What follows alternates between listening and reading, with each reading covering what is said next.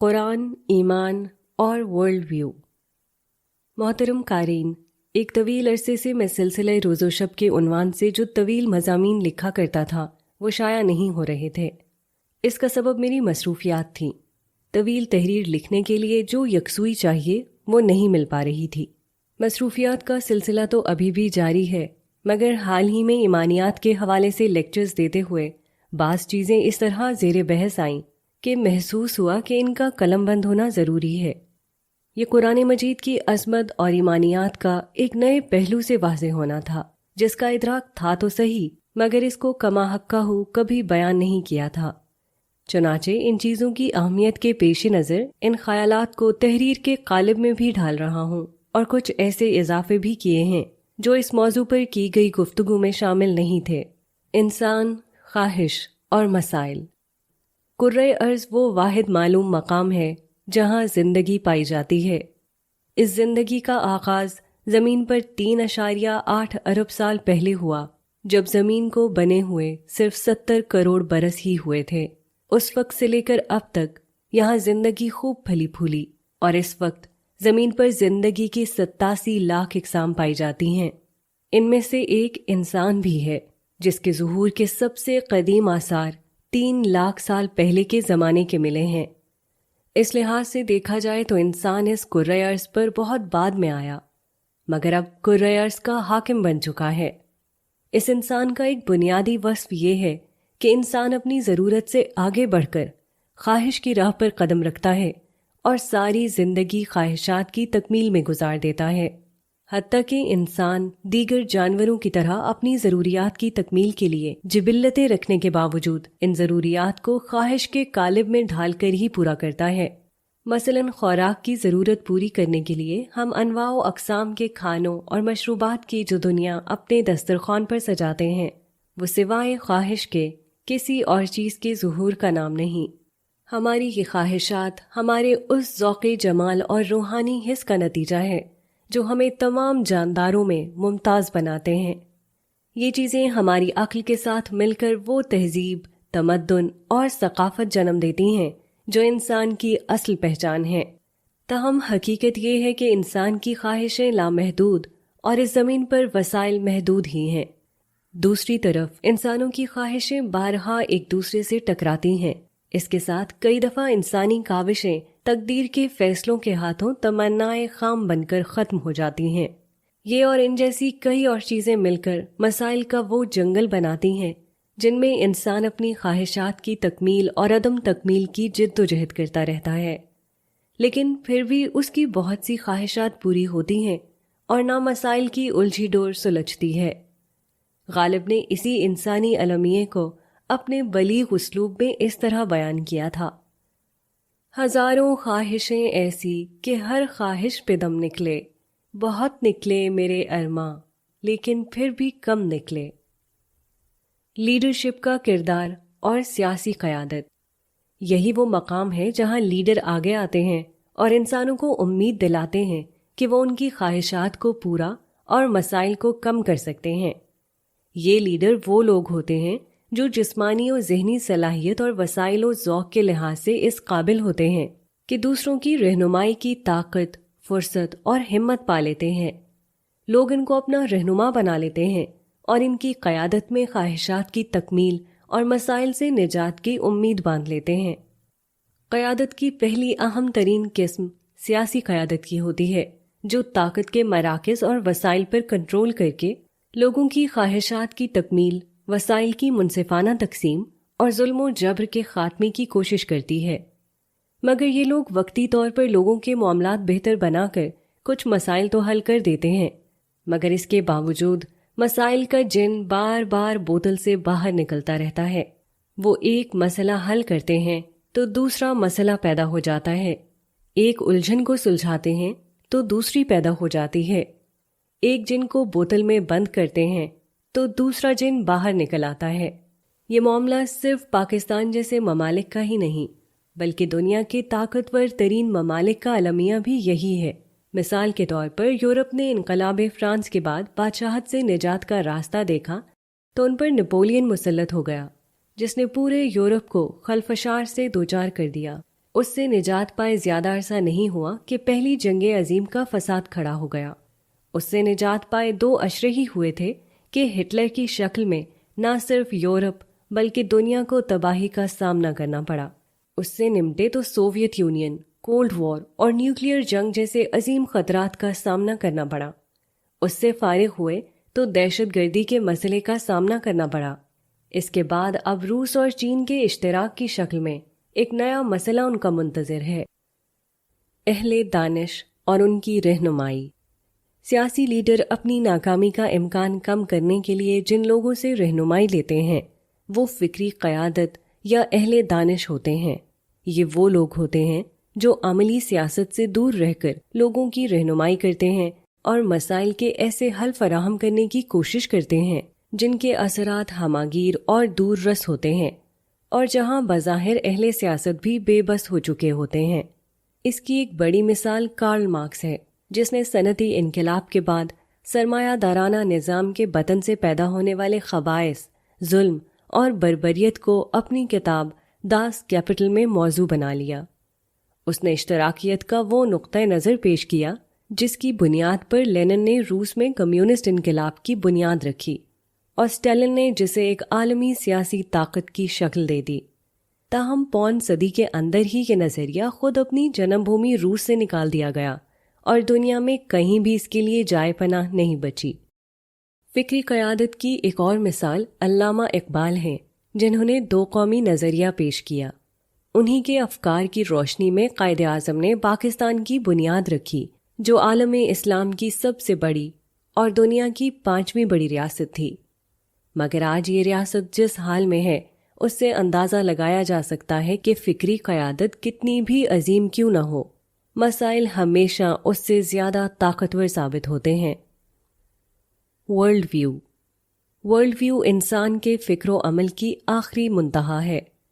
یہ صدیوں کی مجموعی انسانی کاوش کے نتیجے میں آنے والا وہ نقطۂ نظر ہے جو اہل دانش کو سوچ کے منفرد زاویے دیتا ہے تاکہ خواہش کی تکمیل، وسائل کی منصفانہ تقسیم اور ظلم و جبر کے خاتمے کا کوئی حل وہ اپنے معروضی حالات میں پیش کر سکیں۔ تمام اہل دانش کسی نہ کسی ورلڈ ویو کے تحت ہی سوچتے ہیں، جیسے کارل مارکس نے الحاد کے ورلڈ ویو کے تحت اپنا فکر تشکیل دیا تھا، یا علامہ اقبال نے توحید کے ورلڈ ویو کے تحت اپنا نقطہ نظر پیش کیا تھا۔ ورلڈ ویو میں کائنات کے کینوس میں انسان کا مقام طے کیا جاتا ہے۔ اس میں کچھ بنیادی سوالات کے جواب دیے جاتے ہیں جو بظاہر بہت عام سے لگتے ہیں، مگر یہی وہ بنیادی تصورات ہوتے ہیں جن کے تحت ہر دانشور سوچتا اور ہر سیاستدان عمل کرتا ہے۔ مثلاً یہ کہ انسان اس دنیا میں کس مقصد کے تحت موجود ہے، اس کا کوئی خالق ہے یا نہیں، انسان کا انجام کیا ہے، یہ کائنات کیسے وجود میں آئی، وغیرہ۔ ورلڈ ویو کی خصوصیت یہ ہے کہ ایک طرف یہ اہل دانش کے لیے غور و فکر کا وہ بنیادی دائرہ طے کر دیتا ہے جس کے اندر رہ کر وہ مسائل کو حل کرنے کا راستہ تجویز کرتے ہیں، اور سیاستدان انہی کی رہنمائی میں عملی طور پر عام لوگوں کے مسائل کے حل کی جدوجہد کرتے ہیں۔ اس کے ساتھ یہ ورلڈ ویو ہر عام انسان سے مخاطب ہو کر اسے اپنی ذات کی سطح پر بھی بنیادی مسئلے کو حل کرنے کا لائحہ عمل دیتا ہے۔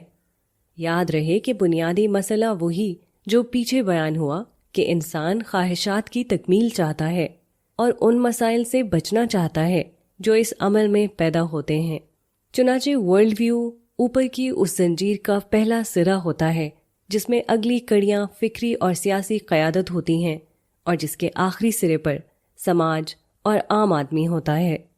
دوسری طرف یہ براہ راست ہر فرد کو مخاطب کر کے اسے اپنے دائرے میں مسائل کے حل اور خواہشات کی تکمیل کے لیے ایک درست زاویہ نظر عطا کرتا ہے۔ یوں یہ 2 پہلوؤں سے انسان کے بنیادی مسئلے سے متعلق ہوتا ہے۔ ورلڈ ویو کی اہمیت کو اس طرح بھی سمجھا جا سکتا ہے کہ پوری انسانی تاریخ میں سیاستدان بے گنتی اور اہل دانش ہزاروں پیدا ہوئے ہیں، جبکہ ورلڈ ویو 4 سے زیادہ وجود میں نہیں آ سکے، اور جب کوئی نیا ورلڈ ویو وجود میں آتا ہے تو پھر یہ پوری دنیا پر چھا جاتا ہے اور عالمی طور پر گہرے اثرات مرتب کرتا ہے۔ ذیل میں ہم ایک ایک کر کے 4 ورلڈ ویو کا تفصیلی جائزہ لیں گے۔ توحید پر مبنی ورلڈ ویو۔ توحید پر مبنی ورلڈ ویو کو حضرات انبیاء علیہم السلام ہر دور میں پیش کرتے رہے ہیں، اور آخری دفعہ اسے 1500 برس پہلے آخری نبی حضرت محمد مصطفیٰ صلی اللہ علیہ وسلم نے پیش کر کے قرآن مجید کی شکل میں محفوظ کر دیا تھا۔ یہ در حقیقت انسانی تاریخ کا پہلا ورلڈ ویو تھا، جس کا آغاز پہلے انسان حضرت آدم کے ساتھ ہو گیا تھا۔ اس ورلڈ ویو میں یہ بتایا جاتا ہے کہ اس کائنات کا ایک خدا ہے جس کے سوا نہ کوئی معبود ہے اور نہ اس کی خدائی میں کوئی مخلوق شریک ہے۔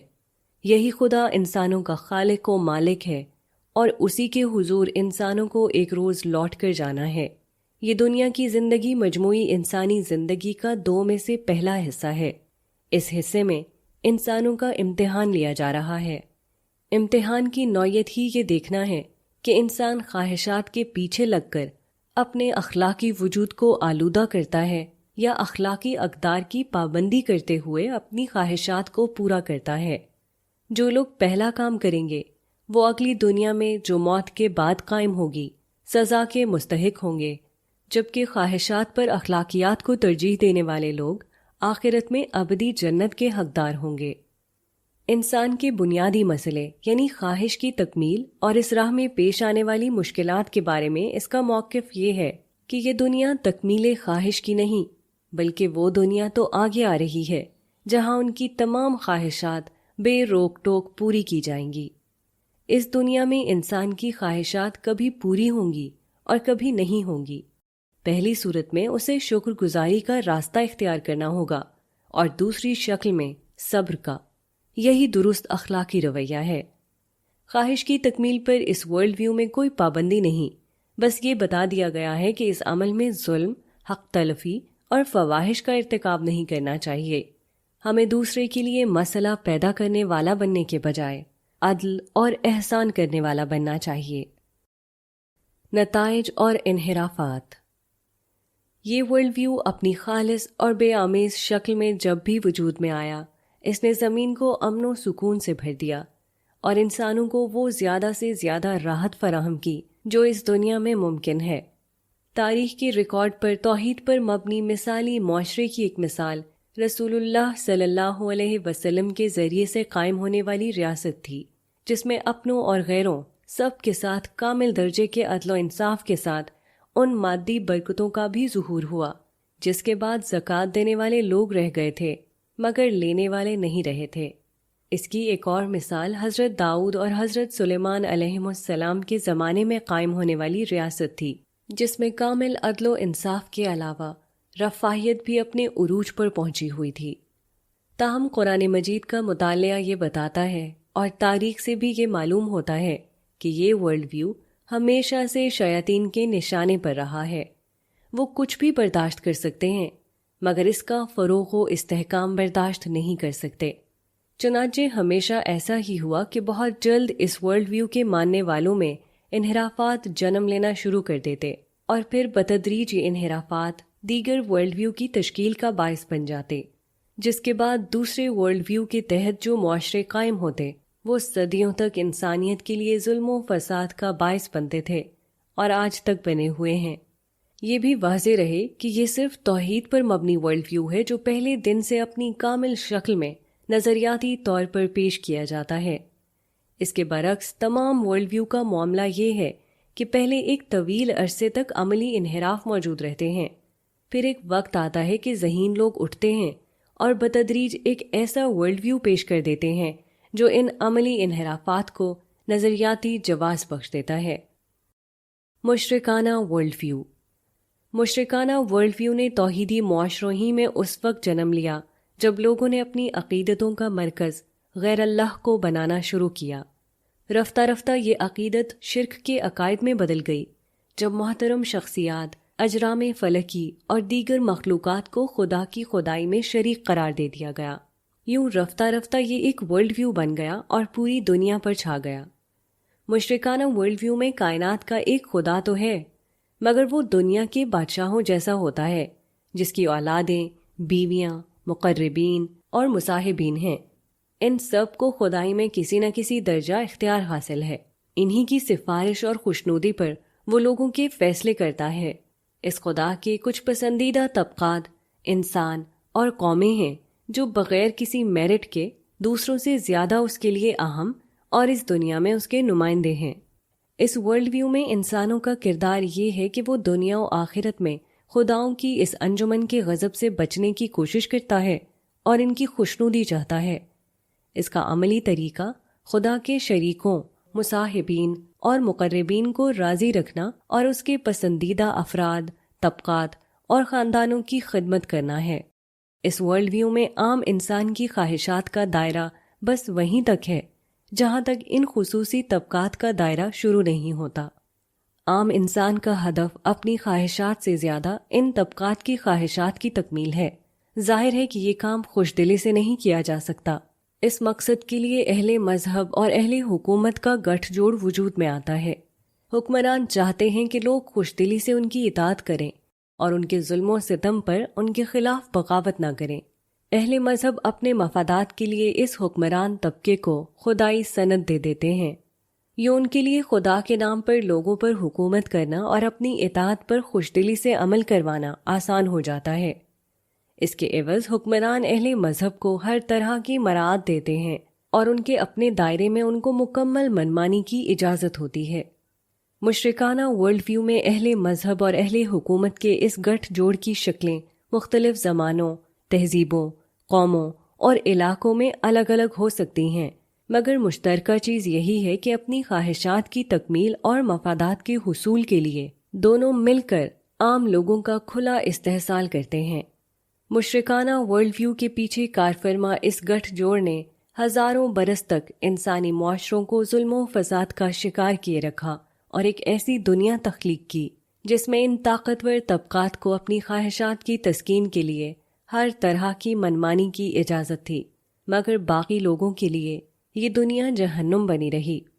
یہ الگ بات ہے کہ قدرتی آفتوں، جنگوں اور خانہ جنگیوں اور سب سے بڑھ کر موت کے ہاتھوں طاقتور طبقات کی جنت بھی بار بار جہنم بنتی رہی۔ راہبانہ ورلڈ ویو۔ راہبانہ ورلڈ ویو نے مشرکانہ معاشروں سے جنم لیا۔ تاریخ کے صفحات پر اس کی سب سے نمایاں مثال ہندوستان ہے، جہاں مشرکانہ ورلڈ ویو کے ظلم نے نظریاتی شکل اختیار کر لی تھی۔ یہاں طاقتور طبقات نے کمزور طبقات کو دلت، شودر، ملیچ قرار دے کر ناپاک اور ہمیشہ کے لیے باقی طبقات کا غلام بنا دیا تھا۔ اس ظلم کو دیکھ کر خود طاقتور طبقات میں باضمیر لوگوں نے آواز اٹھانا شروع کی۔ اس سلسلے کی پہلی نمایاں بغاوت جین مت تھا، جس کا ظہور 9ویں اور 8ویں صدی قبل مسیح میں ہوا۔ 6 صدی قبل مسیح میں جین مت میں مہاویر جیسی شخصیت نے جنم لیا، جس نے جین مت کو ایک نیا عروج دیا۔ اسی زمانے میں گوتم بدھ نے بدھ مت کی بنیاد رکھی۔ ان دونوں مذاہب نے ہندو مذہب میں موجود کچھ تصورات اور روایات کو اساس بنایا اور راہبانہ ورلڈ ویو کو دنیا میں عملاً متعارف کرا دیا۔ راہبانہ ورلڈ ویو اپنے ظہور کے ساتھ ہی تیزی سے پھیلا اور جنوبی ایشیا، جنوب مشرقی ایشیا اور ایشیا کے تمام علاقوں تک پھیل گیا۔ اس کے علاوہ دنیا کے تمام مذاہب اور فلسفیانہ افکار پر گہرے اثرات ڈالے۔ اسلام میں تصوف، یہودیت میں قبالہ اور مسیحیت میں رہبانیت کے علاوہ فلسفے میں افلاطونیت پر اس کے گہرے اثرات دیکھے جا سکتے ہیں۔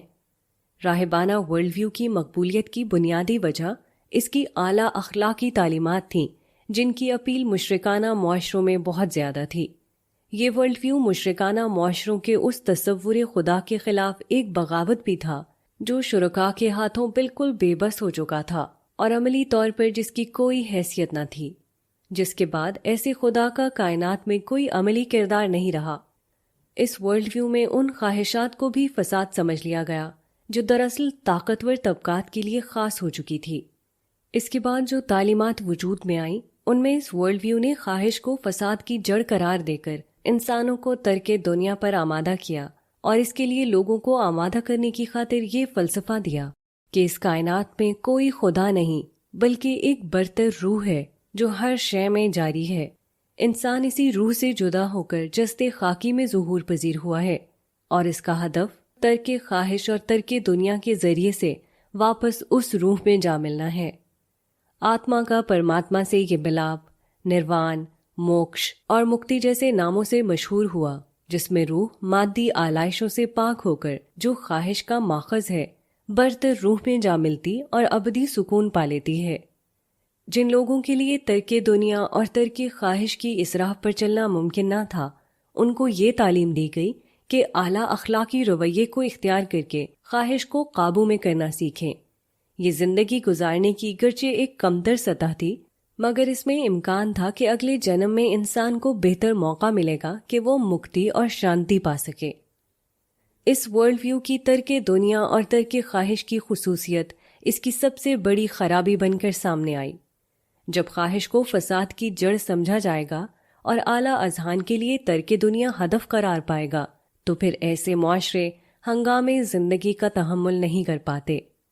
چنانچہ ایک طرف یہ ورلڈ ویو دنیا کے مرکزی معاشروں میں کوئی غالب کردار ادا نہیں کر سکا، اور دوسری طرف جب کبھی شرک، توحید اور الحاد کے ورلڈ ویو کی حامل تہذیبوں سے اس کا واسطہ پڑا، اسے پیچھے ہی ہٹنا پڑا۔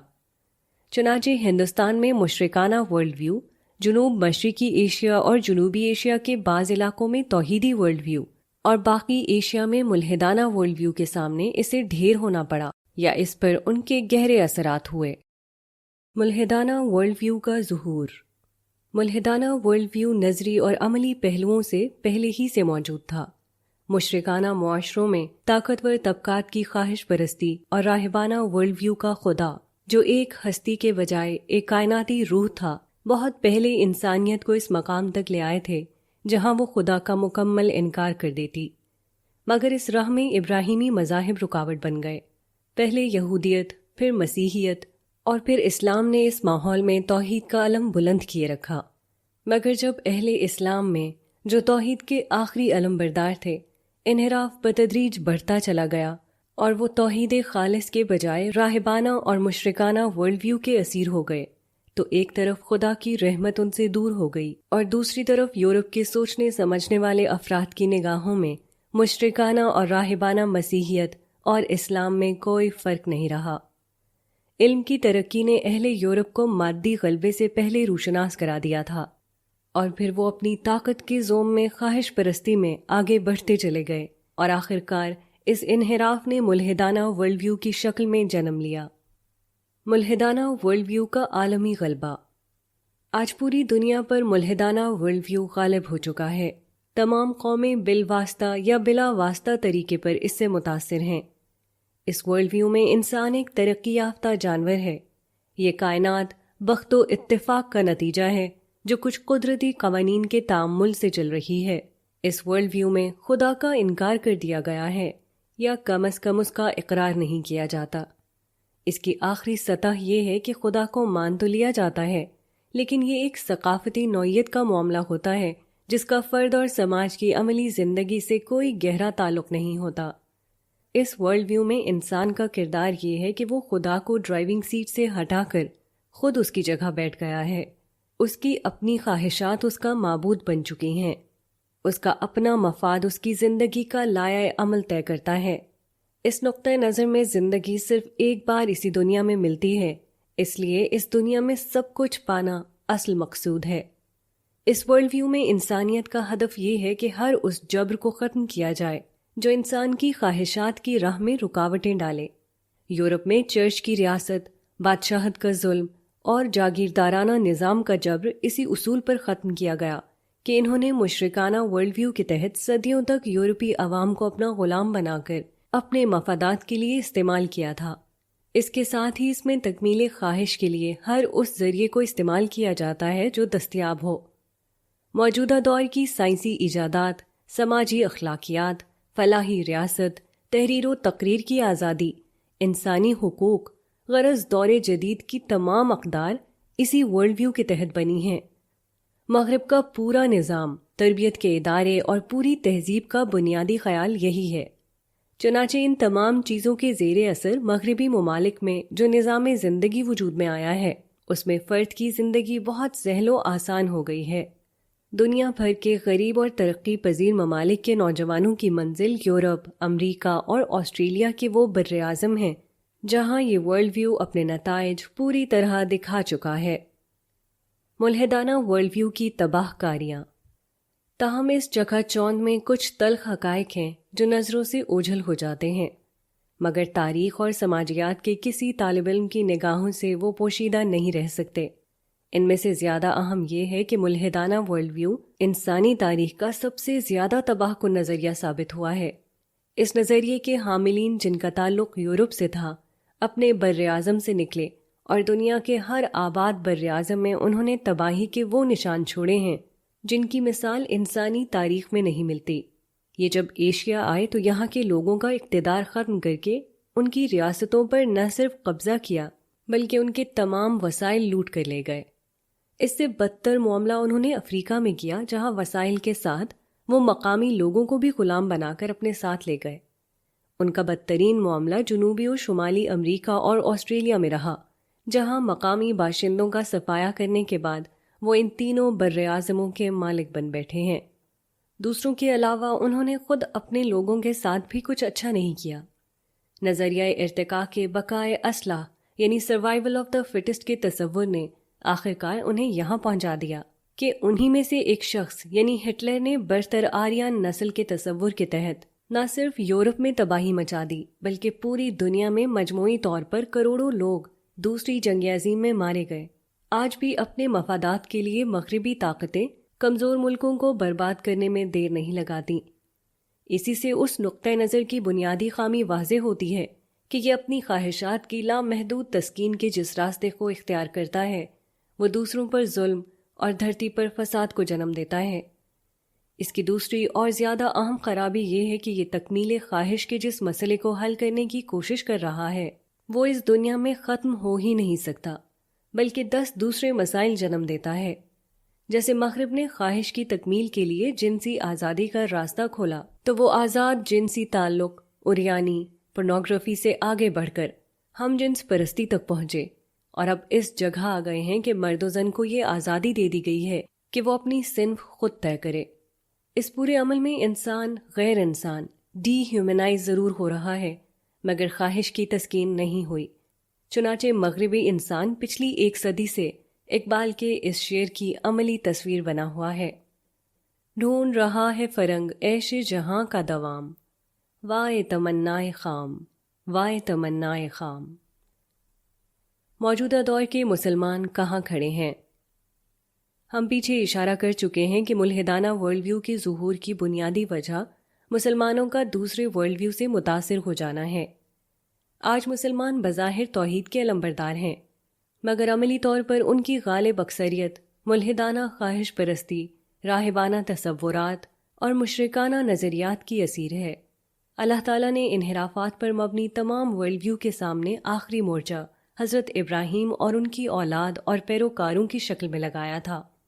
جب یہ مورچہ لگایا گیا تھا تو ان کو بتا دیا گیا تھا کہ ان کی اولاد میں سے جو لوگ توحید کی پیروی کریں گے ان پر خدائی رحمتوں اور برکتوں کا ظہور ہوگا، اور جو اسے چھوڑیں گے ان پر بطور سزا دیگر اقوام کو مسلط کر دیا جائے گا۔ چنانچہ مسلمانوں کے انحرافات کے بعد جب یہ سزا آخری دفعہ مسلط ہونے لگی تو اس کا ایک عظیم محاذ ہندوستان تھا، جہاں مسلمان اقلیت ہونے کے باوجود صدیوں سے غالب تھے، مگر سزا کے بعد وہ بری طرح مغلوب ہو گئے۔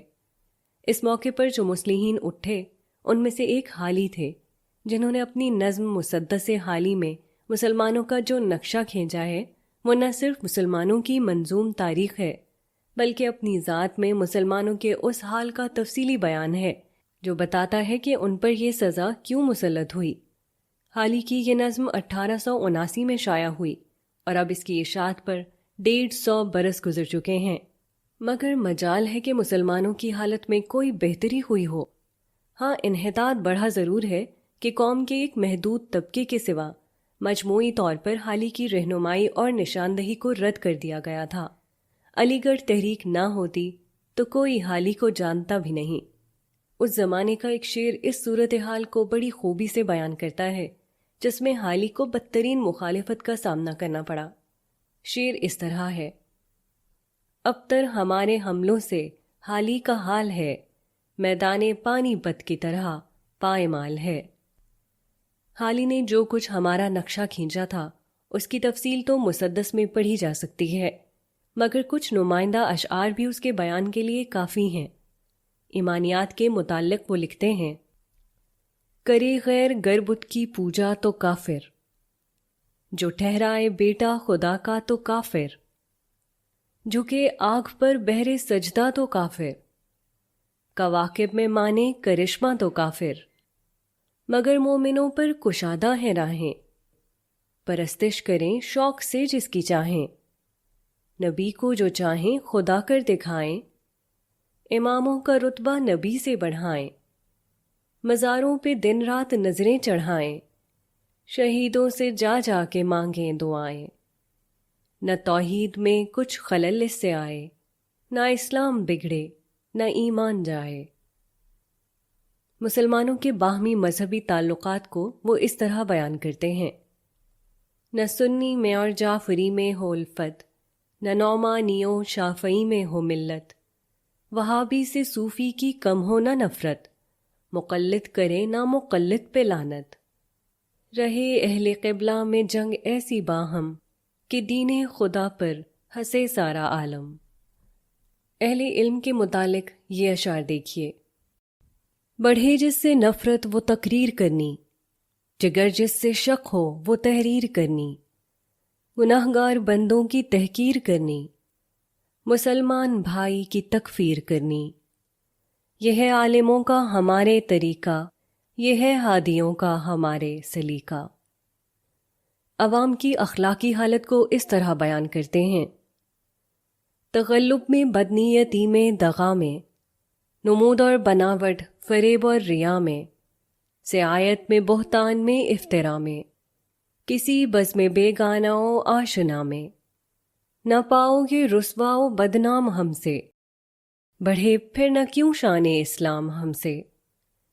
مجالس میں غیبت کا زور اس قدر ہے، کہ آلودہ اس خون میں ہر بشر ہے، نہ بھائی کو بھائی سے یاں درگزر ہے، نہ ملا کو صوفی کو اس سے حذر ہے، اگر نشے میں ہو غیبت میں پنہاں، تو ہوشیار پائے نہ کوئی مسلمان۔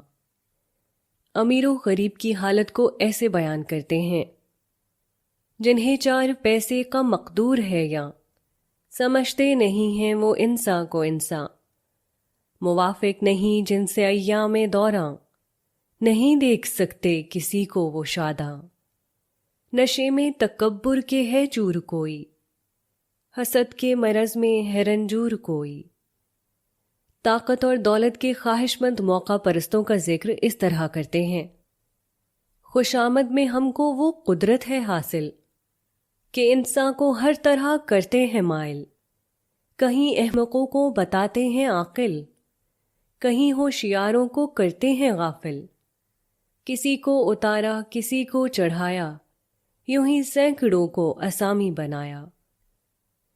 ان جیسے ان گنت اشعار مسدس میں قوم کے ہر طبقے کی حالت زار کا بہترین بیان ہے۔ سوال یہ ہے کہ ان میں کس چیز میں 150 برس میں ہم پہلے سے بہتر ہو گئے ہیں؟ راہ عمل، ایمان و اخلاق کی اس پستی سے نکلنے اور نتیجے کے طور پر قوم پر چھائی پستی و ذلت سے چھٹکارا پانے کی واحد سبیل آج بھی وہی ہے جسے لے کر پیغمبر عربی آئے، اور انہوں نے قرآن مجید کے ذریعے سے ایمان و اخلاق کی دعوت کو عرب کی مردہ قوم میں عام کیا تھا۔ قرآن بنیادی طور پر ایمانیات ہی کی کتاب ہے۔ ایمانیات گرچہ کچھ حقائق کا بیان ہے، لیکن در حقیقت قرآن مجید ایمانیات کو 1000 طریقے سے دہرا کر مسلمانوں کا ورلڈ ویو تشکیل دیتا ہے۔ ہم ابتدا میں ورلڈ ویو کی یہ خصوصیت بیان کر چکے ہیں کہ ایک طرف وہ دانشوروں اور ان کے افکار کے تحت سیاستدانوں کو وہ راستہ دکھاتا ہے جس کو اختیار کر کے وہ فرد و اجتماع کے مسائل کو حل کرنے کی کوشش کر سکتے ہیں۔ اس کے ساتھ ورلڈ ویو کی یہ خصوصیت ہے کہ فرد کو بھی زندگی گزارنے کے ایسے بنیادی اصول دیتا ہے جو حالات کی تمام تر خرابی میں بھی ان کے لیے ایک اچھی زندگی گزارنا آسان کر دیتے ہیں۔ ہم ذیل میں کچھ ایسے ہی بنیادی اصول بیان کر رہے ہیں جو قرآن مجید کی رہنمائی سے سامنے آتے ہیں۔ احتساب غیر کے بجائے ذاتی احتساب۔ ہمارا ملک اگر مسائلستان بن گیا ہے تو اس کی ایک بنیادی وجہ یہ ہے کہ یہاں ہر شخص اپنی ہر بدعملی اور خرابی کے لیے ایک عذر رکھتا ہے اور سارا الزام کسی دوسرے پر ڈال دیتا ہے۔ اس کے نتیجے میں جو نفسیات وجود میں آتی ہے اسے کسی مغربی دانشور نے اس طرح بیان کیا ہے: He that is good for making excuses is seldom good for anything else. یعنی جو شخص بہانہ بنانے میں بہت اچھا ہو وہ کم ہی کسی دوسرے کام میں اچھا ہوتا ہے۔ یہی ہمارے ملک میں ہو رہا ہے کہ کوئی شخص اپنی ذمہ داری درست طریقے سے سر انجام نہیں دے رہا، مگر اپنی اصلاح کے بجائے سارا الزام دوسروں پر ڈال کر مطمئن ہو جاتا ہے۔ یہ ہماری خرابی کی بنیادی وجہ ہے جو قرآن مجید کے اس اصلاحی پروگرام کو چھوڑنے کے نتیجے میں پیدا ہوئی ہے کہ ہر شخص پر صرف اس کی اپنی ذمہ داری ہے۔ اس سے ہٹ کر دوسروں تک بات پہنچانے کی ذمہ داری ہر شخص پر اپنے دائرۂ اثر اور دائرۂ اختیار کے لحاظ سے عائد ہوتی ہے۔ دوسرے نہیں بدلتے تو یہ ان کا اور خدا کا معاملہ ہے۔ ہمارا اصل فوکس اپنی اصلاح پر رہنا چاہیے کہ ہم روز قیامت اسی حوالے سے مسئول ہوں گے۔ قرآن مجید نے اس بات کو اس طرح بیان کیا ہے: ایمان والو، تم اپنی فکر کرو، تم راہ ہدایت پر ہو، تو جنہوں نے گمراہی اختیار کر لی ہے وہ تمہارا کچھ نہیں بگاڑیں گے۔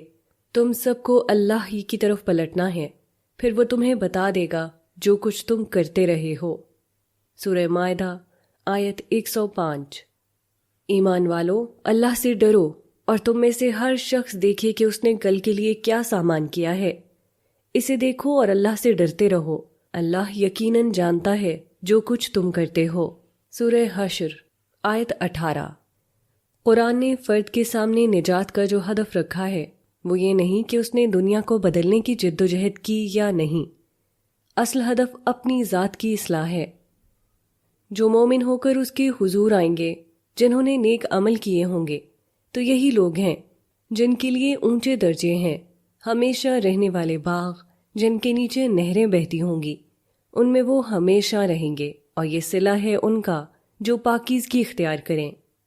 سورہ طٰہٰ آیت 76۔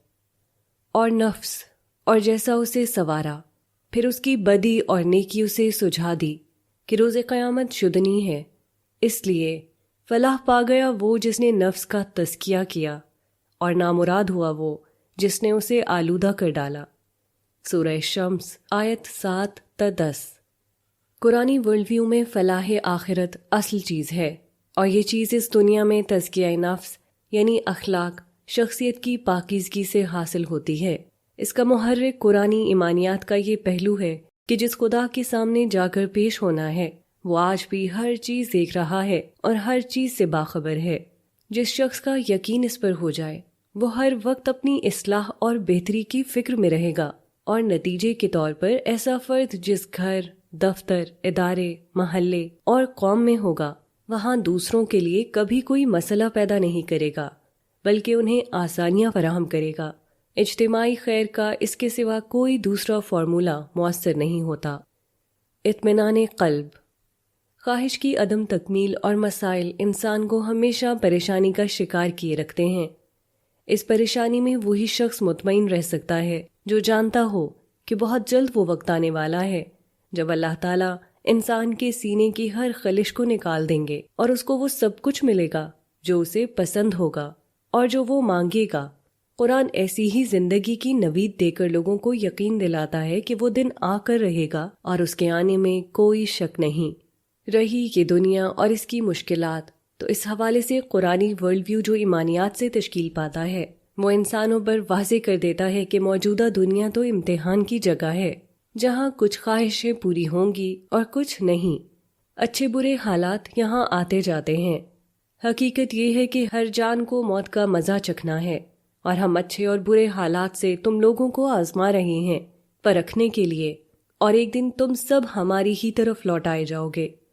سورہ انبیاء آیت 35۔ خدا نے انسان کو ہدایت دے دی ہے، اور اب وہ دیکھ رہا ہے کہ انسان شکر گزاری کا رویہ اختیار کرتا ہے یا نہیں۔